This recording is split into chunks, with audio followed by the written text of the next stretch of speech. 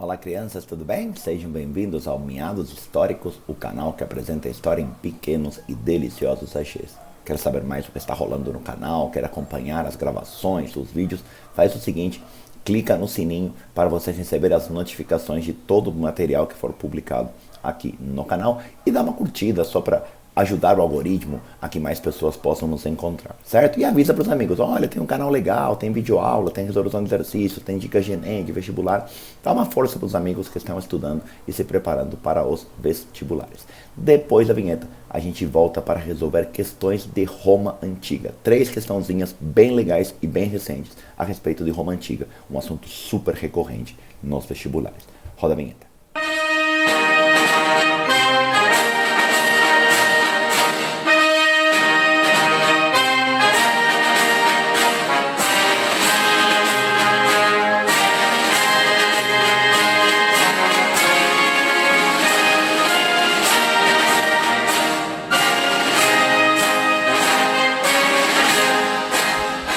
Bora então, Roma Antiga. A Antiguidade Clássica, ela tem Grécia e Roma como seus máximos expoentes. Na verdade, é daí que vem a expressão clássico, inclusive as referências gregas e romanas que chegaram até os nossos dias. Roma tem uma tendência um pouquinho maior do que Grécia, parecer tem tido uma tendência um pouquinho maior, mas assim, é pouca coisa. Geralmente é um ou outro, certo? Raramente aparecem os dois numa mesma prova. Geralmente ou Grécia ou Roma. Então, vamos lá.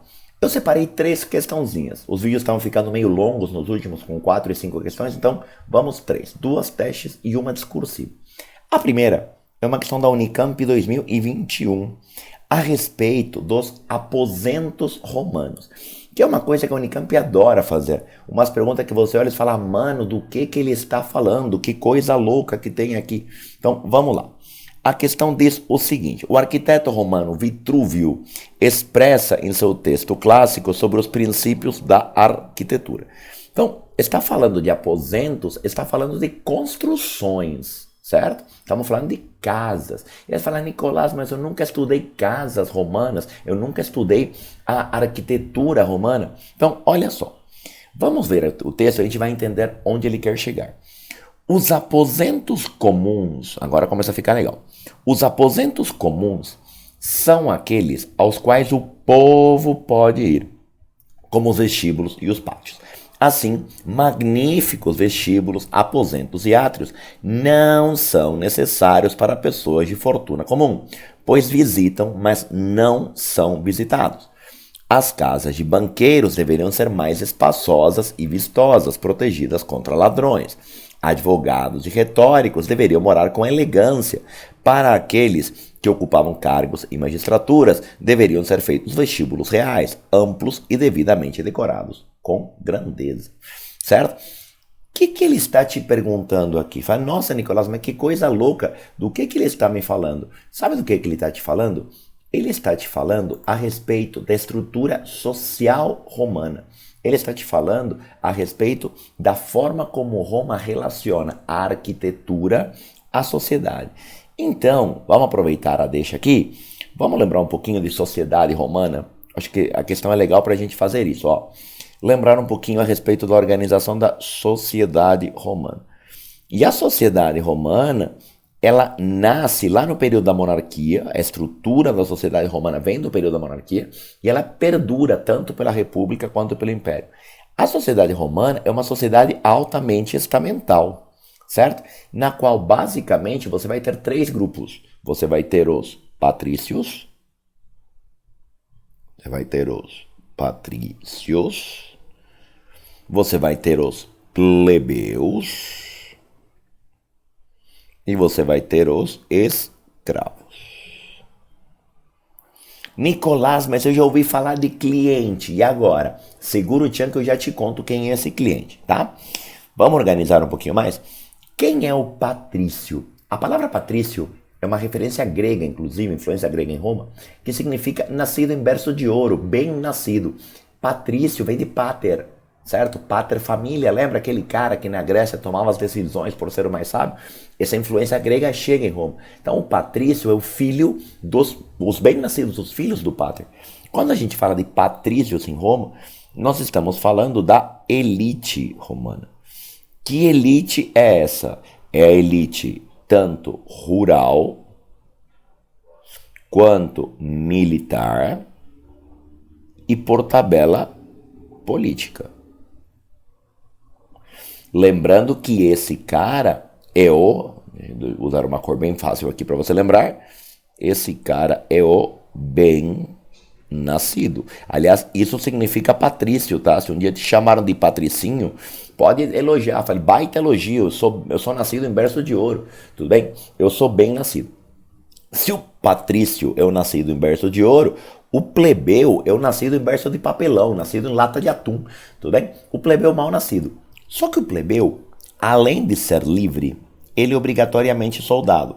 Eles são trabalhadores livres e eles são obrigatoriamente soldados. Só que eles não são bem nascidos, certo? Nicolás e o cliente. Então, o cliente, o nome correto é plebeu cliente, tá? Ou seja, ele é de nascimento plebeu, porque o que define o seu papel social em Roma é o nascimento. O cliente, ele é plebeu. Só que ele é um plebeu protegido por um patrício. É um plebeu que presta serviços para um patrício. É um plebeu que troca favores, trabalho por proteção, trabalho por moradia, relação de clientelismo, relação de troca de favores, certo? Então, ele é um plebeu cliente, beleza? Então, se você encontrar a expressão cliente, a categoria dele é plebeu, mas ele é um plebeu cliente porque ele presta esse serviço para os patrícios. Quem é um escravo romano? O escravo romano é escravo por dívidas, escravo por conquista, escravo por dívidas ou por condição civil, tudo bem? Não conseguiu pagar as suas dívidas. E eu vou colocar aqui, porque eu já vi a FUVEST perguntar, o escravo por nascimento. Como assim escravo por nascimento? É triste, mas é real. O filho de escravo é escravinho, tudo bem? Então, o escravo por nascimento, ele também é escravo, certo? Então, essa é a estrutura social romana, tá? Nicolás, eu precisava saber de tudo isso para resolver a questão? Na verdade, não. Na verdade, eu fiz isso para te ajudar a lembrar os pontos centrais. A questão é um pouco mais direta aqui do que isso, quer ver? Ele te diz o seguinte, o arquiteto romano Vitrúvio expressa em seu texto clássico sobre os princípios da arquitetura. E o texto deixava muito claro a separação de espaços, como os espaços dos ricos eram diferentes dos espaços dos pobres, e como a estrutura social romana era refletida por esses espaços. É isso que ele está te falando, tá? O arquiteto romano Vitrúvio então expressa a naturalização das diferenças sociais impressas na vida material, já que as habitações ditas comuns deveriam ser simples e as dos enriquecidos deveriam ser espaçosas e vistosas. Sim, é sobre isso e está tudo lindo. A resposta é claramente alternativa A. B. A resistência contra as diferenças sociais impressas na vida material. Não, coração, não é resistência, ela reflete, tudo bem? C. A percepção das diferenças sociais durante todo o Império Romano. Cuidado aqui. Império Romano não é sinônimo de Roma. Império Romano não é sinônimo de Roma. Roma foi uma monarquia, Roma foi uma república, Roma foi um império. Então aqui começa errado, ó. Durante todo o Império Romano. Materializados nas habitações e a busca por moradias mais belas e espaçosas para todos, sério, todos. Essa alternativa Papai Noel, Coelhinho da Páscoa, Mundial do Palmeiras. Não, gente, não é todos, certo? D. A determinação em conservar as diferenças sociais no Império Romano. Cuidado que Império Romano não é sinônimo de Roma. A partir de políticas públicas de construção de moradias amplas para pessoas de fortuna comum. Pessoas de fortuna comum são pessoas mais simples. Pessoas de fortuna comum não têm moradias amplas. Por isso que a resposta certa é alternativa A. Beleza? Então, essa questão era uma questão boa para a gente lembrar a sociedade romana. E a questão 2 é uma questão da última FUVEST, é uma questão que trata de uma coisa bem peculiar em Roma, que teve até uma influência enorme, certo? No mundo contemporâneo, principalmente no século XX, mas que acaba causando grandes confusões. Por quê? A FUVEST perguntou a respeito da noção de ditadura. Ele disse, a noção de ditadura variou ao longo da história e dependeu das características políticas de cada sociedade. A esse respeito, assinale a alternativa correta.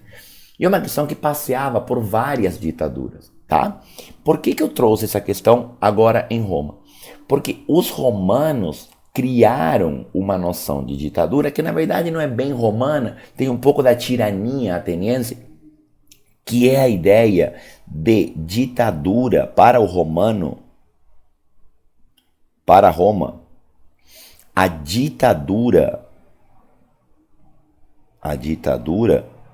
tem a ver com a palavra emergência.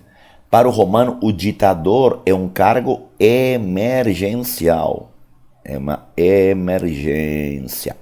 E num caso de emergência, você centraliza o poder para agilizar a tomada de decisões. Então, essa ditadura romana está relacionada, sim, a uma centralização do poder. Opa, adoro quando o tablet não troca de cor. Vamos lá, deixa eu ver se apagando volta. Preto, desenha, preto. Isso. Centralização do poder. Só que a ideia do ditador romano não é uma ideia de tirania.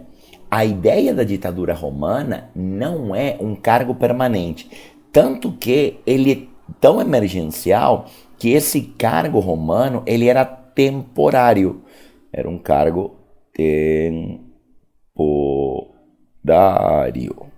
E a ideia em Roma era que essa ditadura durasse 6 meses.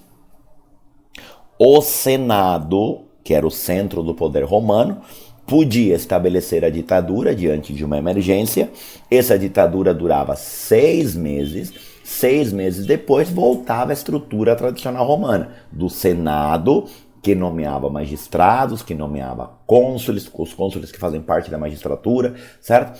O ditador não centralizava o poder mais na sua mão após essa emergência. O Senado podia dar um segundo mandato, até podia dar um segundo mandato, podia dar mais 6 meses, tá? Mas a ideia da ditadura é proteger a república. E esse é o ponto que acaba sendo mais polêmico, porque a noção de ditadura está associada à proteção da república. Lembrando que república significa bem público, tudo bem? E a noção de ditadura romana estava associada à proteção da república, tá? E aí vem a FUVEST e pergunta. A noção de ditadura mudou ao longo da história. E aí ele te diz, na Roma Antiga, durante o período republicano, a ditadura era uma magistratura de caráter extraordinário, delimitada legalmente e estabelecida por um período determinado, com uma finalidade definida. Olha que lindo, ele definiu o conceito de ditadura romana. É exatamente isso, tá? Esse é o conceito de ditadura para o romano. Não é alguém acima da lei para sempre. É alguém que assume o poder em caso de emergência. Nicolás, mas por que você disse que isso é tão contemporâneo? Porque isso vai acontecer várias vezes ao longo do século XX. De pessoas assumirem o poder de forma autoritária, se dizendo defensores que estão lutando contra uma emergência, contra uma ameaça. Foi assim que foram justificadas boa parte das ditaduras no século XX. Certo? Então, essa ideia romana de proteção da república foi distorcida mais para frente para projetos autoritários, tudo bem? Mas a noção de ditadura não é de autoritarismo, justamente é de proteção da república, tá? Com o golpe do 18 de Brumário, instaurou-se uma ditadura parlamentar na França, sob o comando de Napoleão Bonaparte, cujo objetivo fundamental era reescrever a Constituição francesa. Na verdade, o golpe do 18 de Brumário não foi uma ditadura parlamentar, tá? Não foi basicamente uma ditadura parlamentar. A ideia do parlamento, não. O golpe do 18 de Brumário centralizou o poder nas mãos de Napoleão, que se transforma em cônsul único. Então, não é parlamentar. C. A ditadura militar brasileira, estabelecida em 64, teve como característica o poder exclusivo das Forças Armadas e o fechamento das instâncias parlamentares durante toda a sua vigência. Isso não é verdade. Isso não é verdade. O Parlamento Brasileiro, o Congresso Nacional, não ficou fechado ao longo de todo o período militar. A ditadura militar, de fato, aconteceu. Claramente houve um período ditatorial, mas não significa que o parlamento esteve fechado durante todo esse período. Tá? O Congresso, que é o termo que a gente usa no Brasil. O conceito de ditadura do proletariado foi elaborado por Karl Marx defendido por anarquistas e comunistas, e previa a instauração permanente de um regime autoritário, como o da antiga União Soviética. Essa alternativa tem uma salada de preconceitos. Primeiro, a ideia da ditadura do proletariado não era um governo autoritário necessariamente, era a tomada dos meios de produção por parte dos operários. E isso se opõe à ideia anarquista. Anarquista nunca vai defender um governo centralizado, tudo bem? Então não pode ser. E a ditadura nazista caracterizava-se por um complexo arranjo institucional baseado na articulação política entre o executivo, as forças armadas, o parlamento alemão e os poderes legislativos municipais. Coração da minha vida, se isso fosse verdade, não seria uma ditadura. Se de fato houvesse esse arranjo, não seria uma ditadura. Então aqui tem uma salada de bobagem também. Alternativa certa, alternativa A. Mas o importante aqui era lembrar a noção de ditadura romana, porque isso volta e meia aparece. A ditadura nasce como uma proteção. Tá? E por último, aquela questãozinha dissertativa que eu sempre gosto de fazer com vocês, para te ajudar também a formular respostas. Tá? FUVEST 2021 veio e disse o seguinte: assim se realizam no correr do século IV, vamos grifar aqui século IV, a transformação do cristianismo da religião perseguida em religião do Estado. Tudo aqui, ó. Tá? Século IV, o cristianismo sai de religião perseguida em religião do Estado. A transformação de um Deus rejeitado em um Deus oficial. Os homens e as mulheres que vivem na Europa Ocidental passam em poucos decênios do culto de uma multiplicidade de deuses a um Deus único. Tá?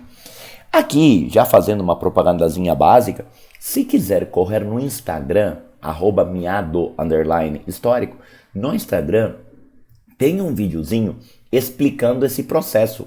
Tudo bem? Eu tenho um videozinho gravado no Instagram em que eu explico essa transformação religiosa e ascensão do cristianismo em Roma. E aí você vai entender exatamente como o jogo virou. Rolou um plot twist bastante significativo na história romana. Tá? Aí vai a questão e pergunta: indique uma motivação que levou o Império Romano a adotar o cristianismo como a religião oficial em seus domínios. Primeiro ponto, verbo de comando. Verbo de comando do item A é indique. Certo? Eu tenho que indicar. Indicar o quê? Uma motivação. Ai, Nicolás, mas eu estou com tanta vontade de falar duas. Não, coração. Ele pediu uma. Indique uma motivação que levou o Império Romano a adotar o cristianismo como religião oficial em seus domínios. Motivação, ele está falando de motivo, de causa, tudo bem? Uma causa do cristianismo ter se tornado a religião oficial romana. Então, vamos lá. Vamos usar aqui o próprio texto. A dica está no próprio texto. O texto te disse, o cristianismo passa de perseguido a perseguidor, e esse Deus, esses vários deuses viram um Deus só. O que acontece? A partir do século III,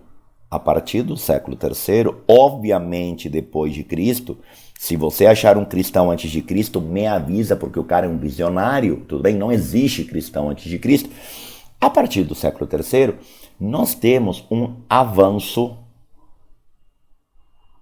do cristianismo em Roma.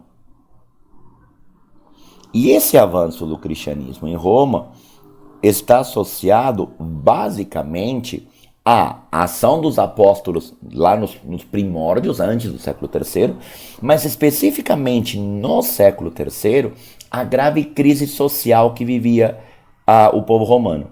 Roma vivia uma gravíssima crise social.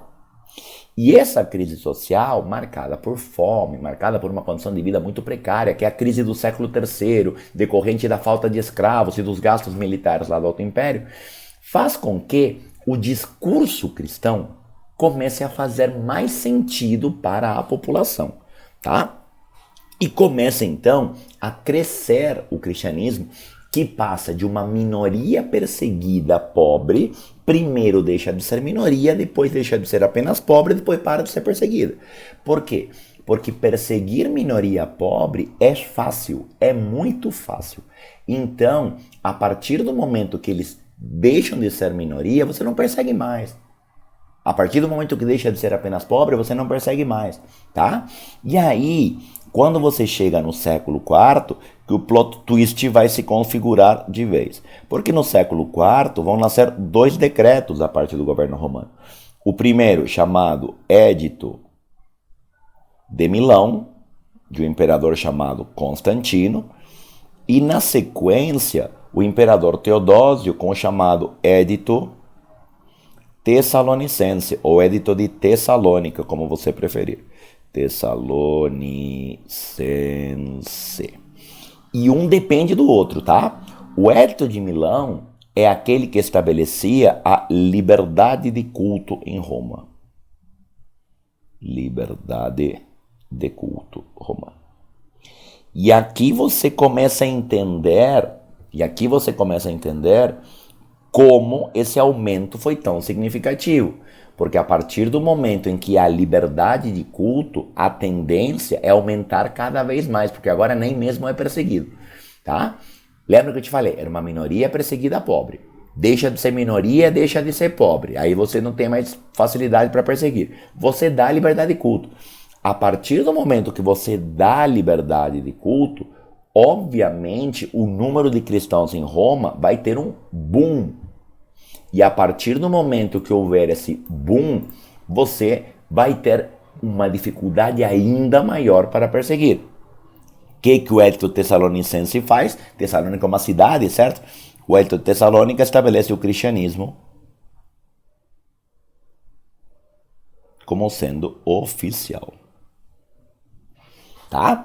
Aí ele te pergunta uma motivação que levou a adotar o cristianismo como religião oficial.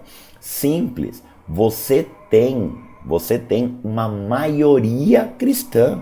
A partir do momento que você tem uma maioria cristã, você não tem a menor chance de perseguir. Tá? Então, aí você tem um motivo. Tá? Você passa a ter uma maioria, uma imensa maioria cristã.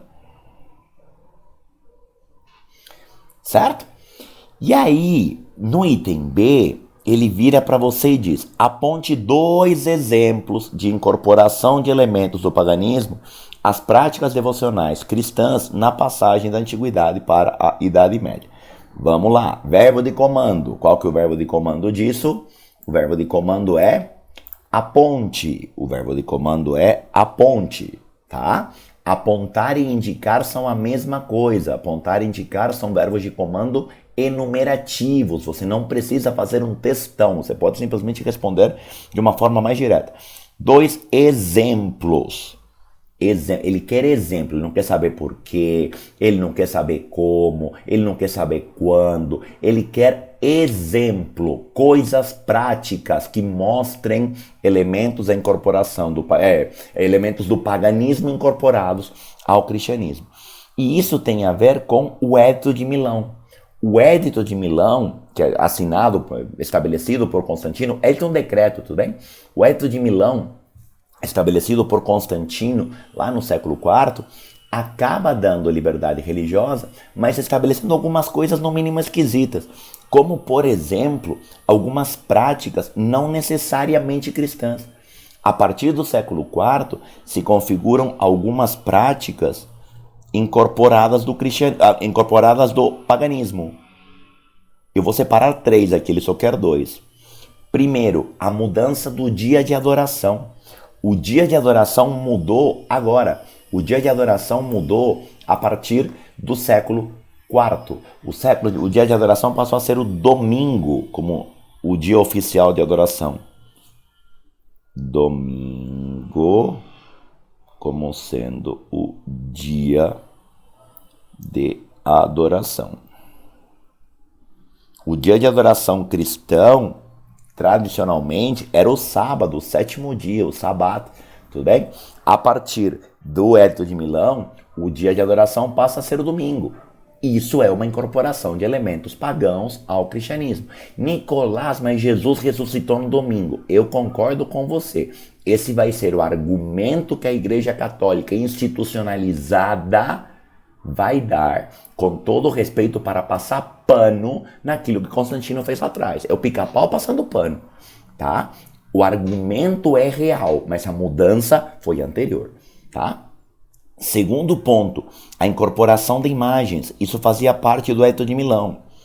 A incorporação de imagens. As imagens não eram cristãs, as imagens elas eram pagãs. Essas imagens foram incorporadas ao cristianismo pelo Edito de Milão, tá? E uma terceira coisa, que tem até uma curiosidade, que a gente não, às vezes não tem essa noção, é a ideia do Natal como 25 de dezembro.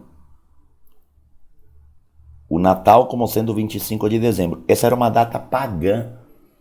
Essa data não é uma data cristã, essa era uma data pagã. A gente não tem nenhuma referência bíblica de que Jesus nasceu no dia 25 de dezembro. Tá? Essa era uma das datas pagãs mais importantes, o dia do sol, a festa do sol. Tudo bem? Sunday, dia do sol, era o dia de adoração pagã. Certo? Isso é uma prática pagã incorporada ao cristianismo. Certo? A partir do século IV.